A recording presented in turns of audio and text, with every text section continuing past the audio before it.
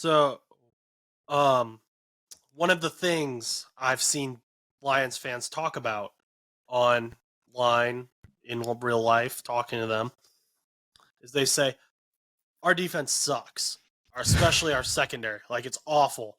And you just mentioned the thing you're most excited to see All is right.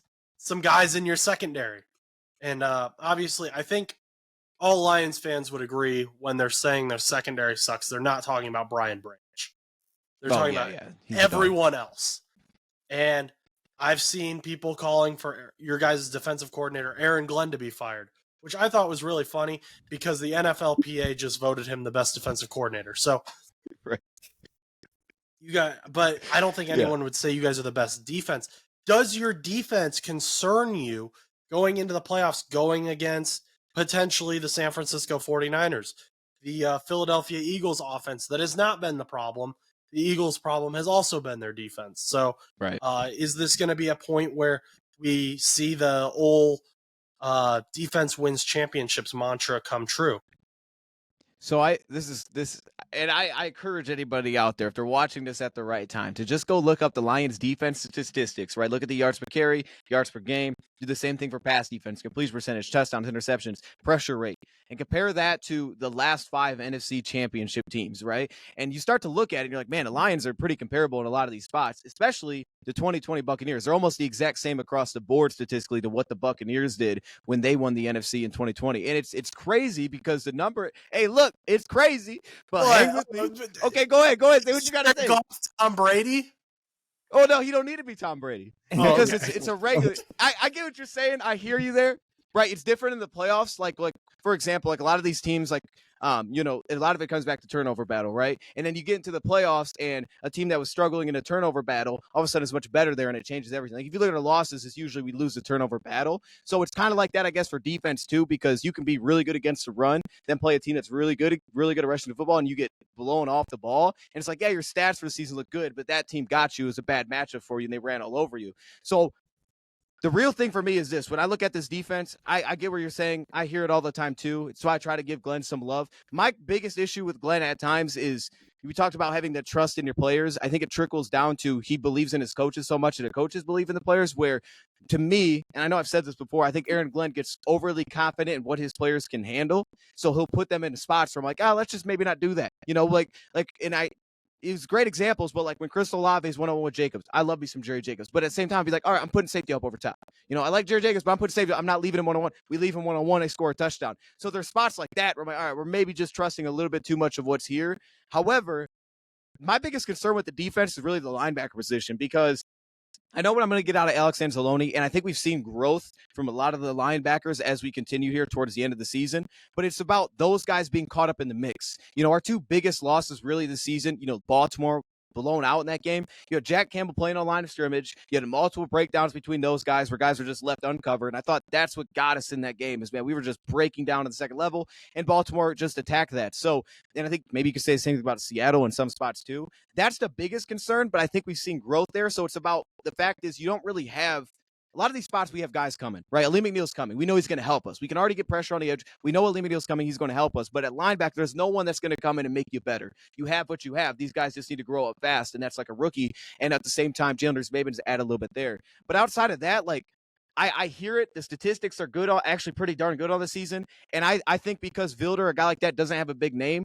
Let's say Kendall Vilder was a 5th-round draft pick this year, and he came in and now he's playing for his first time, fans would be hyped because they'd be like, look, man, we just found our future at corner. Right? He's solid at corner. We're good at number 2. But because he's Kendall Vilder, you're like, who in the heck is this dude? He's all right, but he's actually playing really well. So it's kind of like, what's the backstory there? And to me, again, we're not going to wake up overnight and be the Jets at corner, but at the same time, I don't think we need that. We need a backbone, which is we're an elite run defense. We've been for a year and a half. So as long as that's there, then it's about creating turnovers. And if you look at the Lions, recently the turnovers are starting to come along. So to the point that I just made, right, about stopping the run versus playing a good team that can run the ball, the turnovers on the season, I think we have like 16 interceptions. It's not bad. But the thing is that recently we're starting to see those rack up and pile up. And that's been a huge part of getting iffy at safety. He's added that to us. He had one against Dallas. That's allowed Kirby to play more in his role. He's had tons of picks. And now you just throw a guy like CD Deuce back into that mix who had 6 picks last year. for the Lions, I think the recipe is going to be that simple. We have to be able to be multiple in coverage, stop the run, and create turnovers. And we're going to be aggressive doing so. So you'll give up some things, but they're going to be aggressive trying to get the ball back to the offense. That is the most optimistic I've ever heard any Lions fan talk about their defense. Well, you got the right person for that. You got the right person for that, man. I know. Hey, some people don't like it. Like, oh no, man. But I'm telling you, and I'll say this. I said this, when you said golf slump, right? The interceptions and things like that. Chicago on the road, and I came out. I made the video, and I was like, man, I'm telling you, I'm drawing the line right now, right here. Golf will not be the reason that this team doesn't get where they want to be, because I know who Golf is, and you're looking at these interceptions. A lot of times, people will throw statistics or to look at a play, and there's question. Oh man, look at that guy, he was cooking Sutton. But at the same time, it's a lot of times like we just don't want to put context to anything for some reason. And we're looking at a lot of those interceptions. Like, you got to put context to this. I mean, one's a heave, right? One's a 4th down and 10. If he doesn't throw it, what do you just take a sack? Like, is that better that we look back? We say he didn't throw a pick that week. So like, it's kind of that same thing where I feel very confident knowing what we have. So with that, I know that I'm concerned at times at linebacker. I thought I'd be more concerned against Dallas, and I thought they played really well. So I think where my concerns are just what I believe in this team, interior pressure, but Aleem's coming back. So for me, I feel good about corner because I think Vilder's added a lot for us, and we're just solid there. We're not great, but we're solid, and we can rely on that. And Branch is an animal, so that's a good point. Branch is an animal. Chus, what you got?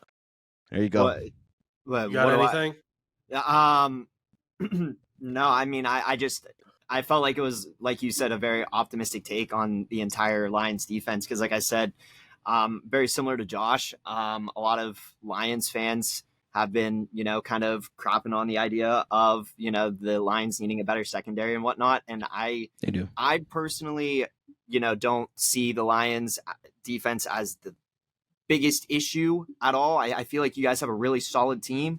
So I mean, obviously maybe it's like your weakest point, but I don't think it's like a point that's going to like destroy you guys come playoffs, in my opinion. I feel like there's been other teams out there that have way worse secondaries and offenses and defenses and whatnot that have to deal with bigger problems than the Lions. And I don't think the Lions have any issues. Let's say what you're going to say. I'm on the radio. Say what you're going to say. I'm here. Yeah. No, I think the Lions are good, bro.